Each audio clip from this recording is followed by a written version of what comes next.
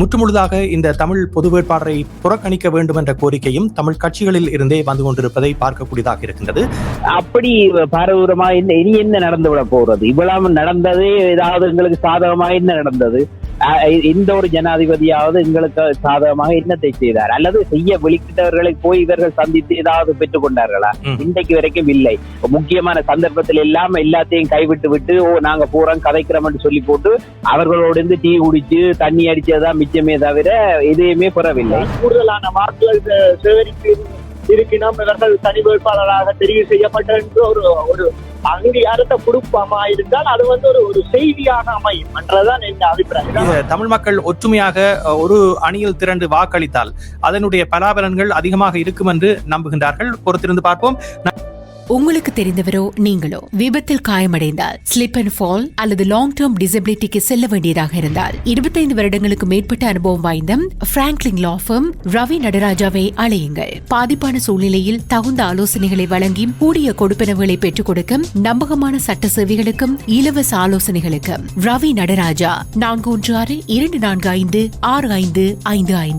416-245-6555 ரவி நடராஜா. வணக்கம் நேர்களே, உங்கள் அனைவரையும் சந்திப்பதில் மிக்க மகிழ்ச்சி. இந்த காலை வேளையில் உங்களோடு நாங்கள் பேச இருக்கின்றோம். அத்தோடு உங்களுடைய கருத்துக்களையும் கேட்டறிந்து கொள்ள இருக்கின்றோம். செப்டம்பர் 21 ஜனாதிபதி தேர்தல் இலங்கையில் நடைபெற இருக்கின்றது. முன்னர் எப்பொழுதும் இல்லாத ஒரு ஜனாதிபதி தேர்தலாக இந்த ஜனாதிபதி தேர்தல் இடம்பெற இருக்கின்றது. காரணம், பல ஜனாதிபதி வேட்பாளர்கள் இந்த களத்தில் குதித்திருக்கின்றார்கள்.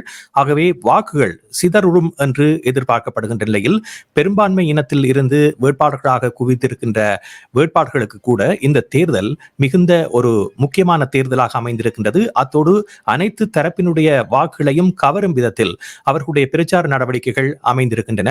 கருத்து கணிப்புகளை பார்க்கின்ற பொழுது தேசிய மக்கள் சக்தி அனுரகுமார திசாநாயக்க கூடுதலான ஆதரவை பெற்று மக்கள் ஆதரவில் முன்னிலையில் இருப்பதாக தெரிவிக்கப்படுகின்ற கருத்து கணிப்புகள் இன்றைய தினம் வெளிவந்திருக்கின்றன. குறிப்பாக இளையவர்கள் மத்தியில் அவருடைய ஆதரவு பெருகி இருப்பதாக இந்த கருத்து கணிப்புகள் கூறுகின்றன. இறுதி நிலை வர சில வேளைகளில் இந்த கருத்து கணிப்புகளில் மாற்றங்கள் கூட வரக்கூடிய சந்தர்ப்பம் இருக்கின்றது. அதே போன்று சஜித் பிரேமதாச மற்றும் ரணில் விக்ரமசிங்க இடையே கடும் போட்டி நிலவுகின்ற ஒரு சூழலும் காணப்படுகின்றது. இதை தவிர நாமல் ராஜபக்ச, மஹிந்த ராஜபக்சவினுடைய புதல்வர், இளையவராக அவர் இந்த களத்தில் குதித்திருக்கின்றார். இதே நேரத்தில் தமிழ் மக்கள் ஒன்றிணைந்து தமிழ் பொது வேட்பாளரை அறிவித்திருக்கின்ற நிலையில் ஏற்கனவே ஆரம்ப கட்ட நிலையில் தமிழ் வேட்பாளருக்கான ஆதரவு எப்படி இருக்குமோ என்ற ஒரு கேள்வி எழுந்திருக்கின்ற நிலையில் பிரச்சார நடவடிக்கைகள் முன்னெடுக்கப்பட்டதன் பின்னர் மக்கள் மத்தியில் தமிழ் பொது வேட்பாளர் செல்லுகின்ற பொழுது அதற்கான வரவேற்பு தொடர்ந்து அதிகரித்து வருவதை பார்க்கக்கூடியதாக இருக்கின்றது. சங்கு சின்னத்துக்குத்தான் எங்களுடைய வாக்கு என்ற ரீதியில் மக்கள் கோஷங்களை எழுப்புவதும் ஜனாதிபதி வேட்பாளரை வரவேற்பதும் அங்கே காணக்கூடிய ஒன்றாக இருக்கின்றது. இது பொலிகண்டி முதல் பொத்துவில் வரை இடம்பெறுகின்ற ஒரு பிரச்சார நடவடிக்கையாக பார்க்கப்படுகின்றது. அத்தோடு தமிழர்கள் அனைவரும் ஒன்று சேர்ந்து வாக்களிக்கக்கூடிய ஒரு நிலையை ஏற்படுத்த வேண்டும் என்ற முயற்சி தொடர்ந்து முன்னெடுக்கப்பட்டு வருகின்றது. குறிப்பாக முஸ்லிம்களுடைய வாக்குகள், மலையக தமிழ் மக்களுடைய வாக்குகளும் இந்த வேட்பாளருக்கு கிடைக்க வேண்டும் என்ற ஒரு அவா இருக்கின்ற சூழ்நிலையில் அவர்களுடைய வாக்கும் கணிசமாக கிடைக்கும் என்று எதிர்பார்க்கப்படுகின்ற நிலையில்தான் இந்த பிரச்சார பணிகள் சென்று கொண்டிருக்கின்றன. தமிழ் பொது வேட்பாளர் குறித்து உங்களுடைய பார்வை என்னவாக இருக்கின்றது? அதே நேரத்தில் இன்னமும் தமிழ் கட்சிகள் சில இந்த வேட்பாளருக்கான தங்களுடைய ஆதரவை இன்னமும் அறிவிக்காத நிலை காணப்படுகின்றது. முற்றுமுழுதாக இந்த தமிழ் பொது வேட்பாளரை புறக்கணிக்க வேண்டும் என்ற கோரிக்கையும் தமிழ் கட்சிகளில் இருந்தே வந்து கொண்டிருப்பதை பார்க்கக்கூடியதாக இருக்கின்றது. இதை தவிர பெரும்பாலின வேட்பாளர்களுக்கு தங்களுடைய ஆதரவை கொடுத்து அவர்களோடு சேர்ந்து பயணிக்கக்கூடிய ஒரு நிலையில் நாங்கள் இருக்க வேண்டும் என்ற நிலையில் சில நாடாளுமன்ற உறுப்பினர்கள் அவர்களுக்கான ஆதரவை வழங்கிக் கொண்டிருக்கிறார்கள். அது சஜித் பிரேமதாசவாக இருக்கலாம், அல்லது அனுரகுமார திசாநாயக்கவாக இருக்கலாம், அல்லது ரணில் விக்ரமசிங்கவாக இருக்கலாம். அவர்களுக்கான ஆதரவு நிலை என்பது தொடர்ந்து தமிழ் தரப்பிலிருந்தே வழங்கப்படுகின்ற ஒரு நிலையும் காணப்படுகின்றது. இவற்றையெல்லாம் முறியடித்து இந்த பொது வேட்பாளரை வெற்றி பெற செய்ய வேண்டும் என்ற முனைப்பில் தமிழ் சிவில் அமைப்புகள் இப்பொழுது ஈடுபட்டுக் கொண்டிருப்பதையும் பார்க்கக்கூடியதாக இருக்கின்றது. இந்த நிலையில் தான் நேர்களை சந்திக்க போகின்றோம். வணக்கம், உங்களுடைய பேர் என்ன? வணக்கம், ரசிகன். ரசிகன், நீங்கள் இப்பொழுது கேட்டிருப்பீர்கள், குறிப்பாக இந்த ஜனாதிபதி தேர்தல் என்பது தமிழ் பொது வேட்பாளராக களமிறக்கப்பட்டிருக்கின்ற நிலையில் வேட்பாளர் தமிழ் மக்கள் அனைவரது வாக்கும் ஒருமித்து தமிழ் வேட்பாளருக்கு வழங்கப்படுகின்ற பட்சத்தில் அது எவ்வாறான ஒரு நிலையை வெளி உலகுக்கு ஏற்படுத்தும் என்று நீங்கள் நினைக்கின்றீர்கள்?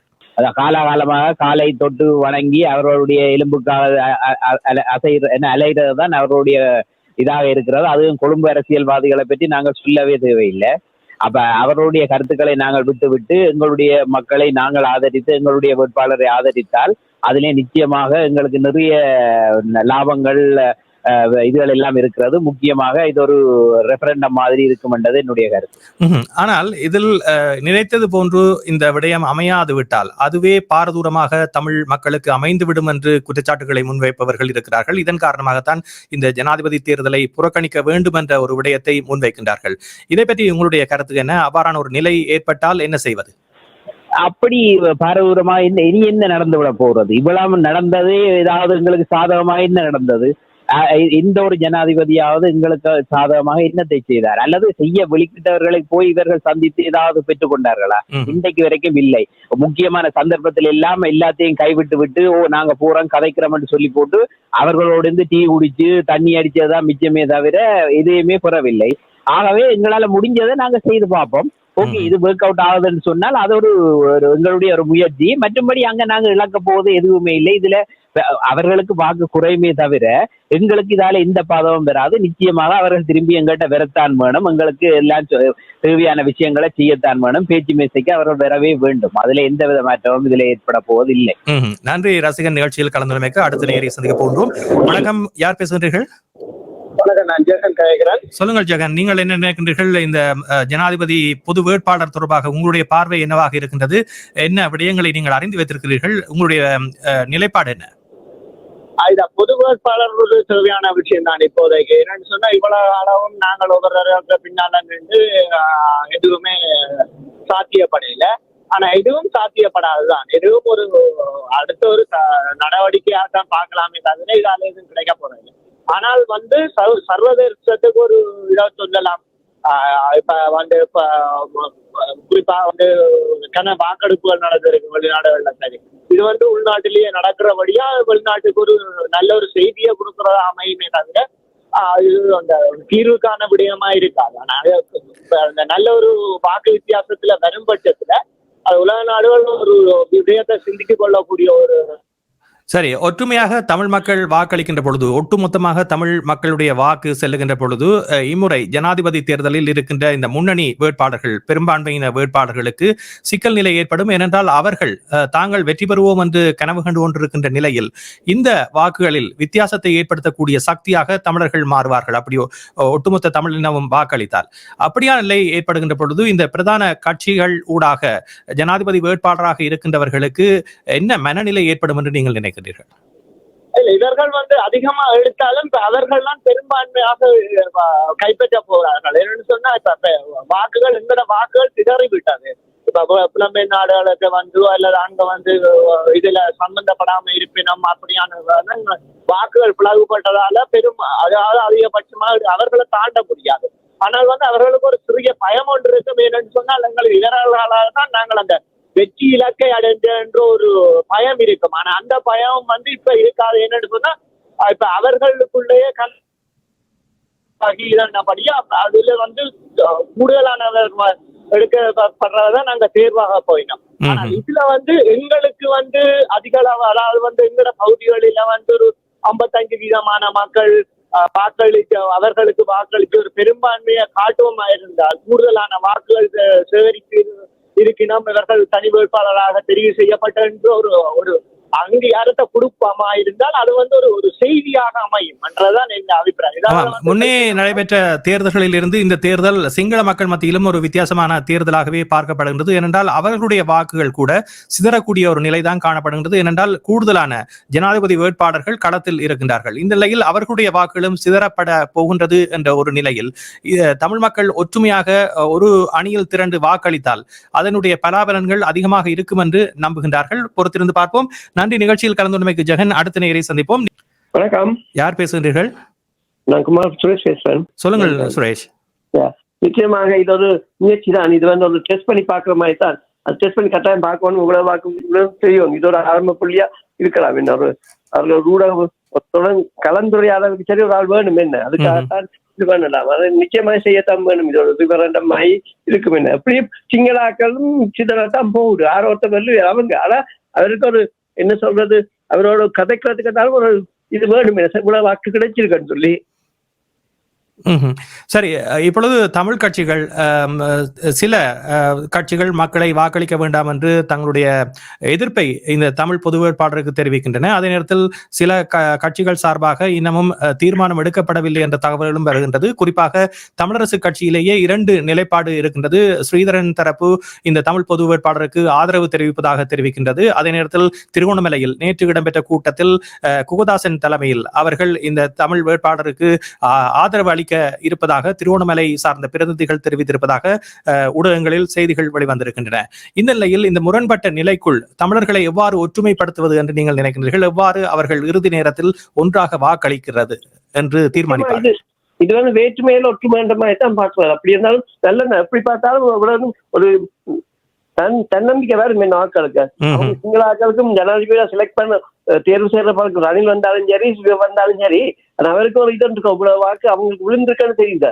அது ஒரு முயற்சி தானே, கட்டாயம் வேணும். என்ன முடிஞ்சு ஜேவிபி எல்லாம் இப்ப சிங்கள ஆட்களுக்குள்ளே 6 பேர் இருக்காங்க. என்ன ஆகவே நீங்கள் உங்களுடைய தாயக உறவுகளோடு பேசுகின்ற பொழுது அவர்களுடைய மனநிலை எப்படி இருக்கின்றது? அவங்கள மனநிலை இப்ப நாங்க இங்கே சொல்றதுதான் எங்களுக்கு இங்க இருந்து சொல்லலாம வழியா அவங்க ஒத்தனை மனநிலையை புரியறதுக்கு இன்னும் டெக்னாலஜி வர இல்லை. ஆகவே இறுதி நேரத்தில் அந்த டெக்னாலஜி மாறும் என்று நினைக்கின்றீர்கள், அப்படியா? போடுற இருக்காங்க. சரி, நன்றி. நிகழ்ச்சியில் கலந்துரைமைக்கு அடுத்த நேரை சந்திக்க போன்றோம். வணக்கம், யார் பேசுகின்றீர்கள்? வணக்கம், நான் விமல் பேசுறேன். சொல்லுங்கள் விமல், நீங்கள் என்ன நினைக்கின்றீர்கள்? இந்த தமிழ் பொது வேட்பாளர் தொடர்பான எண்ணக்கரு என்பது உங்களுடைய மன நிலையில் எப்படியான ஒரு பார்வையை கொண்டிருக்கிறது? நிச்சயமா என்னன்னு சொல்றது, அடம்பன் கொடியும் திரண்டாத்தம் இருக்குன்னு சொல்லி ஒற்றுமையை பெறலாம். இது சிங்கள தேசத்துல இருக்கிற அரசியல் தலைவர்களுக்கு சிங்கள மக்களை அவைந்த வாக்கு அளிக்கட்டும். தமிழ் தேசத்துல வாழக்கூடிய நாங்கள் ஒற்றுமையா இருந்து நாங்கள் தமிழருக்கு நாங்கள் இந்த வாக்கியம் அளிச்சோம்னு சொல்லி சொன்னால் நிச்சயமா ஒரு சர்வதேசத்துக்கு ஒரு செய்தியை சொல்லக்கூடிய ஒரு சந்தர்ப்பம் உருவாகும். அதை விட புலம்பெயர் நாடுகள்ல இருந்து கொண்டு சிங்களத்துக்கு துணை கூற எங்களை வழிநடத்துறோம்னு சொல்லி சொல்ற அவைக்கும் ஒரு சின்ன ஒரு பயம் வரும். இது நம் பெரிய பிரச்சனைக்கு முகம் கொடுக்க வேண்டியது. நாங்கள் தமிழர்களா இருக்கணும், நாங்கள் தமிழ் மக்களுக்கு தான் வாக்கு கொடுக்கணும், தமிழருக்கான தீர்வுகளை தான் நாங்கள் பெற்றுக் கொடுக்கணும்னு சொல்லி நினைக்க வேணும் என்று சொல்லி சொன்னால் நாங்கள் எத்தனையோ இழந்து போட்டு தான் நாங்கள் இங்க வந்திருக்கிறோம் இந்த நாட்டில. அதே மாதிரி இனியும் ஒரு இழப்புல தமிழ் இல்லத்துல ஏற்படுற அளவுக்கு நாங்கள் வைக்கக்கூடாது. நாங்களும் தனித்து நின்று காட்டினால் அது எங்களுக்கு பலமா இருக்கும் நான் நினைக்கிறேன். நன்றி. நிகழ்ச்சியில் கலந்து கொண்டமைக்கு அடுத்த நேரை சந்திக்க போன்றோம். வணக்கம், யார் பேசுகின்றீர்கள்? வணக்கம், நான் சிவா அழைக்கிறேன். சிவா, சொல்லுங்கள். என்னென்ன இது பல கிட்டத்தட்ட ஒரு 40-50 வருஷமா இதான் நடக்குது. கட்சிக்கு எலெக்ஷன்ல நிக்கிறத தமிழ் மக்கள் ஆதரவு எடுத்து போட்டு அதுக்கு பிறகு மறக்கிறது. பலம் இல்லாத வழியா ஒற்றுமை ஒற்றுமை சரியான கஷ்டம். ஒற்றுமை ஆக்குறது எங்களை கஷ்டத்தை ஒற்றுமை இப்ப கடைசியா போன கிழமை நடந்தது தெரியும் எங்களுக்கு என்ன ஒற்றுமை. ஆனா இது ஒரு நல்லது, தன்னிச்சையாக நின்று எங்களோட பலமை காட்டுறது நல்லது. ஆனால் இப்பொழுது அரியணை திறன் அவர்கள் சிஎம்ஆருக்கு வழங்கிய சிறப்பு நேர்காணலில் பிரத்யேகமாக அவர் தெரிவித்த விடயம், இது தமிழ் இனத்திற்கான ஒரு தேர்தலாக தான் களத்தில் இருப்பதாக, தனக்காக வாக்கு சேகரிக்கவில்லை, இனத்தினுடைய வாக்காகத்தான் தான் இந்த போட்டியில் கலந்து கொள்வதாக. இதை பற்றி என்ன நினைக்கின்றீர்கள்? அவர் விடுகின்ற கோரிக்கையை மக்கள் செவிசாய்த்து அவருக்கு முழுமையான ஆதரவை வழங்கக்கூடியவர்களாக இருப்பார்களா? இதுல முக்கியமான காரணம் என்னவென்றால் இப்ப முக்கியமாக ரணில் விக்ரமசிங்க, சஜித் பிரேமதாஸ், அனுர இவர்களுக்கு கீழே வேலை செய்யறவர்களுக்கு நம்ம தமிழ் மக்கள் அவருக்கு கீழே வேலை செய்யறவர்கள் தமிழ் மக்கள் இந்த மைண்டை சேஞ்ச் பண்ணி கொண்டிருக்கிறோம். இதை இந்த தமிழ் மக்கள் இந்தியில உணர்வர்கள் எங்களுக்கு இடையில நிற்கிறவர்கள் துளைஞ்சிடுவார்கள். அவர்கள் இல்லை எங்களுக்கு எங்களோட தனிப்பட்ட விருப்பத்தை தனிப்பட்ட விருப்பத்தை தெரிவித்து ஒரு தனி மனிதராக நிக்க பார்க்கணும் எங்கள் பக்கம். ஒரு ஆனால் நீங்கள் கூறுகின்ற விடயத்தோடு இந்த தேர்தல் ஆயத்தங்கள் நடைபெற்ற பொழுதே சிங்கள வேட்பாளர்களுடைய திட்டமிடல் அவ்வாறுதான் அமைந்திருந்தது. காரணம், வடக்கு கிழக்குக்கான தமிழ் பிரதிநிதிகளை அவர்களுடைய சார்பாக அவர்கள் நியமித்து அவர்கள் மூலமாக பல்வேறு விடயங்களை அவர்கள் வடக்கு கிழக்கில் உள்ள மக்களுக்கு கடத்தி இருந்தார்கள். அதனூடாக இப்பொழுது அந்த ஆதரவு நிலையை பெருக்க முற்படுகின்றார்கள். இது தமிழ் மக்கள் மத்தியில் எடுபடக்கூடிய ஒன்றாக இருக்குமா? இனி ஈடுபடும் என்ற அளவுக்கு இல்லை. இவர்களை நம்பி ஏமாந்ததுதான் மிச்சம். இவர்களை சொல்றது இடைத்தரகர்கள் தான் இவர்கள். அவர்கள் வேலையை முடிச்சுட்டு அவர்கள் காசு எடுத்து போயிடுவினோம். அப்படி இருக்கிறது தமிழ்நாட்டு மக்கள் மாதிரி தான் எங்களுடைய யாழ்ப்பாண மக்கள். இனி எங்களோட மக்கள் லேசுப்பட்ட ஆக்கள் இல்லை, மிகவும் ஸ்மார்ட்டான மக்கள். நன்றி. நிகழ்ச்சியில் கலந்து வந்தமைக்கு அடுத்த நேரை சந்திக்க போன்றோம். வணக்கம், உங்களுடைய பேர் என்ன? ஹலோ வணக்கம், நான் ராஜா கதைக்கிறேன். சொல்லுங்க ராஜா, நீங்கள் என்ன நினைக்கின்றீர்கள்? அரியநேந்திரன் கட்டாயம் எடுக்கணும் வாக்குகள். என்றால் அங்கே 50% மேலே எடுக்கணும். இலங்கையின் அரசியல் சாசனத்தின்படி வெற்றி பெற வேட்பாளர் 50க்கு மேலே எடுக்கணும். இதில் வெற்றி தோல்வி என்பதற்கு அப்பால் குறிப்பாக தமிழர்கள் ஒற்றுமையாக இருக்கின்றார்கள் என்ற செய்தியை வெளியுலகுக்கு கொண்டு வர வேண்டும் என்பதுதான் அவருடைய நோக்கமாகவும் இருக்கின்றது. தமிழ் சிவில் அமைப்புகள் மற்றும் பொது கட்டமைப்பினுடைய நோக்கமாகவும் இருக்கின்றது. அதான் இப்ப அந்த 50 நாங்கள் அங்க எடுக்காமல் செய்தாலே எங்களை பற்றி உலகத்துக்கு தெரியப்படுத்தலாம் வடிவா. அது கட்டாயம் அரியநேந்திரனுக்கு எவ்வளவு மேக்சிமம் நாங்கள் போட வேணுமோ போட்டே ஆகணும். சரி, நன்றி. நிகழ்ச்சியில் கலந்துமைக்கு அடுத்த நேரை சந்திக்கின்றோம். வணக்கம். வணக்கம் அண்ணா. யார் பேசுகின்றீர்கள்? ராஜ் கதைக்கிறேன். சொல்லுங்கள் ராஜ். இது டிஸ்லோவில் வந்து தமிழ்நாட்டில் எப்படி ஒற்றுமையாக இருக்கிற முடிவு காட்டுறதுக்கு இந்த டிஸ்லோவில் வந்தானே ஒரு எலெக்ஷனை கொண்டு வைக்கிறோன்னு வந்ததானே. அப்போ அதே மாதிரி தமிழ்நாட்டு ஒற்றுமையாக எங்கேயும் வைக்க போடலாம் தானே. போட்டா ஆனால் இப்பொழுது கட்சிகள் ரீதியில் பார்க்கின்ற பொழுது சில கட்சிகள் இதற்கு ஆதரவாக செயற்படவில்லை. அந்த நேரத்தில் அந்த கட்சி சார்ந்திருக்கின்ற மக்கள் கட்சிகளுடைய சொல்லை கேட்பார்களா அல்லது பொது கட்டமைப்பினுடைய சொல்லை கேட்பார்களா? இதுவெல்லாம் கட்சி எல்லாம் கேட்கறதுக்கு ஆக்கள் இல்லை. எல்லாம் இப்ப பொட்டுக்கட்டு வழியில வந்துருக்காங்க, ஒன்னோட வழியில வருதுதானே. ஒவ்வொருத்தரும் பேக்க வேண்டி போட்டு பேக்க வேண்டிய சொல்றதுக்கான இருக்கணும். சரி, வணக்கம். யார் பேசுகின்றீர்கள்? ரெஜினோட் கதைக்கிறேன். சொல்லுங்கள் ரெஜினோட், நீங்கள் என்ன பார்வையை கொண்டிருக்கின்றீர்கள்? இது பொதுவாக நாங்கள் காலகாலமாக சந்திக்கிற ஒரு விடயம்தான். என்றாலும் கூட கடந்த காலங்களிலே நாங்கள் அரசியல்வாதிகளுக்கு, அதாவது சிங்கள அரசியல்வாதிகளுக்கு எமது வாக்கை அளித்து எந்த விதமான பிரயோசனத்தையும் இதுவரை நாங்கள் கண்டதில்லை. ஆனால் இந்த சூழ்நிலையில் நாங்கள் அரியேந்திரனுக்கு, அதாவது தமிழ் பொது வேட்பாளருக்கு நாங்கள் வாக்களிப்பதன் மூலமாகவும் நாங்கள் எதையும் எங்களுடைய நிர்ணய ரீதியாக பெற்றுக்கொள்ள முடியாவிட்டாலும் ஆனால் எங்களுடைய பலத்தை காட்டுவதற்கு இது ஒரு முக்கியமான ஒரு சந்தர்ப்பம். ஆனால் எமது மக்கள் அதற்குரிய சூழ்நிலையை அங்கு உருவாக்குவார்களா அல்லது அதற்கு சிங்கள அரசாங்கத்துக்கு எப்பொழுதும் துணை நிற்கின்றவர்கள் அதற்கு ஆதரவாக செயல்படுவார்களா என்பது மிகவும் ஒரு கேள்விக்குறியான விடயம். சரி, அந்த சூழ்நிலையை உருவாக்க வேண்டும் என்ற ஒரு விடயத்தை கூறினீர்கள். அது எவ்வாறான சூழ்நிலை என்று நீங்கள் நினைக்கின்றீர்கள்? பொதுவாக இன்று நாங்கள் கடந்த காலங்களில் நடந்த தேர்தலில் கூட சில தமிழ் அரசியல்வாதிகள் தமிழ் மக்களுக்கு விரோதமாக செயல்பட்ட ஒரு சூழ்நிலையிலும் தமிழ் மக்கள் அவர்களை ஆதரித்து மீண்டும் அவர்களை தெரிவு செய்த சம்பவங்கள் கடந்த காலங்களிலே உண்டு.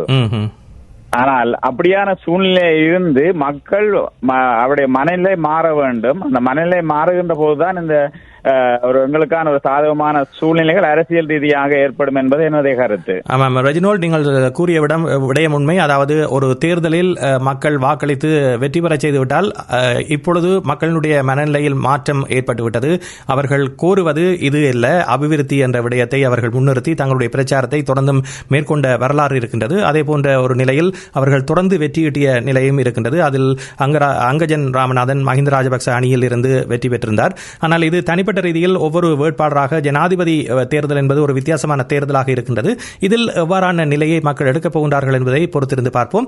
ஆனால் பொதுவாக இந்த தமிழ் பொது வேட்பாளருக்கான ஆதரவு நிலை என்பது இப்பொழுது நடைபெறுகின்ற பிரச்சார பணிகளை பார்க்கின்ற பொழுது மக்கள் ஒன்று திரண்டு அவர்களுக்கான ஆதரவை தமிழ் இனத்திற்கான வாக்காக கருதி அவர்கள் வாக்களிக்க விரும்புவதாக அங்கிருந்து கிடைக்கின்ற தகவல்கள் தெரிவிக்கின்றன. பொறுத்திருந்து பார்ப்போம். நன்றி நிகழ்ச்சியில் கலந்து கொண்டமைக்கு. நிச்சயமா ராமகிருஷ்ணன், அதை நாங்கள் வரவேற்கிறோம். ஒரு ஒட்டுமொத்த தமிழினமாக வரவேற்கிறோம். அது ஒற்றுமையான ஒரு சூழ்நிலை. இது இந்த சந்தர்ப்பத்தை தமிழ் மக்கள் பயன்படுத்த வேண்டும் என்று எங்களுடைய அனைவருடைய விருப்பம். நன்றி நிகழ்ச்சியில் பங்கு பெற்றமைக்கு. ஒரு குறுகிய நேரமே இருக்கின்றது, ஆகவே விரைவாக நேர்களை சந்திக்க போகின்றோம். அதே நேரத்தில் ஜனாதிபதி வேட்பாளராக தமிழ் தரப்பில் இருந்து களம் இறக்கப்பட்டிருக்கின்ற அரியநேந்திரன் அவர்கள் சில விடயங்களை குறிப்பிட்டிருந்தார். CMR தமிழ் FM நேர்காணலுக்கு அவர் வழங்கிய செவியில் இருந்து இப்பொழுது ஒரு பகுதியை தருகின்றோம். தேர்தல் முடிவு வந்த பின் சில நேரம் இலங்கை தமிழரசு கட்சிக்கு பின்னடை வருமா என்ற கேள்வியும் மக்கள் மத்தியில் இருக்கின்றது. ஏனென்றால் மக்கள் எந்த பக்கம் நிற்கின்றார்களோ அந்த பக்கம்தான் கட்சிகள் நிற்க வேண்டும். தமிழ் மக்களுக்கு சார்பாக அல்லது தமிழ் மக்கள் எடுத்திருக்கின்ற நிலைமைக்கு எதிராக அந்த செய்திகளை கூறுகின்ற போது அது தமிழரசு கட்சியின் எதிர்காலத்தில் ஒரு வீழ்ச்சி ஏற்படுத்தும். ஆகவே கடந்த 2004ஆம் ஆண்டு தமிழீழ விடுதலை புலிகளை பிரிப்பதற்கு தான் கதாநாயகனாக இருந்தேன் என்பதை அவர் இப்பொழுதும் கூறியிருக்கின்றார். அதை அதில் விடுதலை புலிகளில் இருந்து பிரிந்து சென்ற கருணா அவர்களும் அதனை ஒப்புக்கொண்டிருக்கின்றார். பாராளுமன்ற உறுப்பினர்களாக வந்தவர்களில் ஒருவருக்கு கூடுதலாகவும் இன்னொருவருக்கு குறைவாகவும் அந்த நிதியை ஒதுக்கியிருக்கின்றார். அதன் காரணம் என்னவென்றால் அதுக்குள்ளே 2 பேரையும் மோத விட்டிருக்கின்றார். கருத்து வேறுபாடுகளை வருகிறார். ஆக இந்த பிரித்தாளும் தந்திரத்தை அவர் செய்வதை அந்த பாராளுமன்ற உறுப்பினர்கள் உணர்கின்றார்களா என்று தெரியவில்லை. இந்த தனி மனிதனுக்கான தேர்தல் என்பது பெரும்பான்மை இனத்திலே போட்டியிடுகின்ற சயித் பிரேமதாச, ரணில் விக்ரமசிங்க, அனுரகுமார திசாநாயக்கா, நாமல் ராஜபக்ச அவர்களாம் தனி மனித வேட்பாளர்களாக போட்டியிடுகின்றார்கள். நான் தனி மனித வேட்பாளர்களாக போடவில்லை. ஒரு இனத்தின் சார்பாக ஒட்டுமொத்த இனத்தின் சின்னமாக அடையாளமாக நான் போட்டியிடுகின்றேன் என்ற விடயத்தை அவர்கள் உணர்ந்து கொள்ள வேண்டும். ஆமாம், ஒரு இனத்தின் அடையாளமாக அவர் போட்டியிடுகின்றார் என்று குறிப்பிட்டிருக்கின்றார் அரியநேத்திரன். இப்பொழுது நிகழ்ச்சியில் கலந்து கொண்டு வரும் அடுத்த நேயரை சந்திக்க போகிறோம். வணக்கம், யார் பேசுகின்றீர்கள்? வணக்கம் தான் சின்ன. காலை வணக்கம் சின்ன, சொல்லுங்கள், நீங்கள் என்ன நினைக்கின்றீர்கள்? இந்த தமிழ் வேட்பாளர் வந்து நாங்கள் ஆதரிக்க வேண்டிய விஷயம் தான். சொன்னா நாங்கள் இப்ப ஒன்று சேர்ந்து ஏதாவது ஒரு கட்சிக்கு ஆதரவு தெரிவிக்க சொன்னா அங்க ராஜபக்ச குடும்பத்தினர் உடனே அதில் ஒரு பழிய போடுவார்கள். புலிகள் அவருக்கு கொண்டு வந்து தமிழகத்தை பிரிச்சு போடுவாங்கன்னு சொல்லி கண்டுருவாங்க. அந்த கூட்டு முயற்சினாலும் ஆனா இது பிரயோசனப்படுமான்னு தான் தெரியல. ஏன்னா தமிழக கட்சி கலேந்திரகுமார் அக்களையும் ஒன்றிணைக்க வந்தா ஓரளவுக்கு உண்மையில தமிழர்கள் பலமா இருக்குன்னு சொல்ல முடியும் இல்லையா? ஆனா அதுக்கான முயற்சிகளை இந்த வானொலியும் செய்யணும் மட்டும் கேட்டுக்கோங்க. 2 பாதியும் கூப்பிட்டு மக்களையும் கரைக்க விட்டா நன்மை பெருமட்டு தான் நினைக்கிறேன். அதை விட நாங்களும் சேர்ந்து இங்க சொன்ன மாதிரி தான் அங்க இருக்கிற உறவினர்களுக்கு சொல்லி இந்த முயற்சிக்கு ஒரு முயற்சிகளை செய்யணும் மட்டும் கேட்டுக்கொள்றேன். சரி, இவ்வாறு இந்த விடயத்திற்கு ஒத்துழைக்காத கட்சிகளுக்கு எதிர்வரும் தேர்தல்களில் அல்லது எதிர்வரும் அரசியல் பயணத்தில் பதிலடியை தமிழ் மக்கள் கொடுப்பார் என்று அரியநேத்திரன் சொல்லுகின்றார். அதை பற்றி என்ன நினைக்கின்றீர்கள்? அது சொல்ல முடியாது. கொண்டா இருக்கிறவங்க தேர்தல் விளக்கிலே நடக்க முடியாது. இவர்களே பிரிஞ்சாலும் பிரிஞ்சு போனாலும் போயிட்டு வரலாம். அப்படியான ஆக்கள் நம்ம ஆக்கள். ஆகவே அதனை தீர்மானிக்க முடியாது என்று சொல்லியிருக்கின்றீர்கள். நிச்சயமா. ஏன்னா மக்கள்லாம் அதோட என்ன செய்யலாம், ஒன்றுமே செய்யலாம். எல்லா பற்றியும் பிரித்து வச்சிருக்கார்கள். அவர்கள் நல்லா செய்கிறார்கள், நாங்கள் நன்றாக பிரிக்கிறோம். நன்றி சின்ன, நிகழ்ச்சியில் கலந்துமைக்கு. நீங்கள் தான் இந்த நிகழ்ச்சியின் நிறைவு நேயர். இன்னும் ஒரு சந்தர்ப்பத்திலே நாங்கள் விரிவாக பேசுவோம். நிகழ்ச்சியில் கலந்து கொண்டு உங்களுடைய கருத்துக்களை தந்தமைக்கு நன்றி. FM 103.3 CMR தமிழ் FM-இல் நேர்கள் இதுவரை வருகின்ற ஜனாதிபதி தேர்தலில் தமிழ் பொது வேட்பாளர் தொடர்பான உங்களுடைய கருத்துக்களை தெரிவித்திருந்தீர்கள். தாயகத்தில் இப்பொழுது பிரச்சார பணிகள் பல இடங்களுக்கும் மேற்கொள்ளப்பட்டு வருகின்றது. ஏனென்றால் ஒரு குறுகிய காலத்தில் இந்த பொது வேட்பாளர் அறிவிக்கப்பட்டு இதற்கான பிரச்சார பணிகள் முன்னெடுக்கப்படுகின்றன.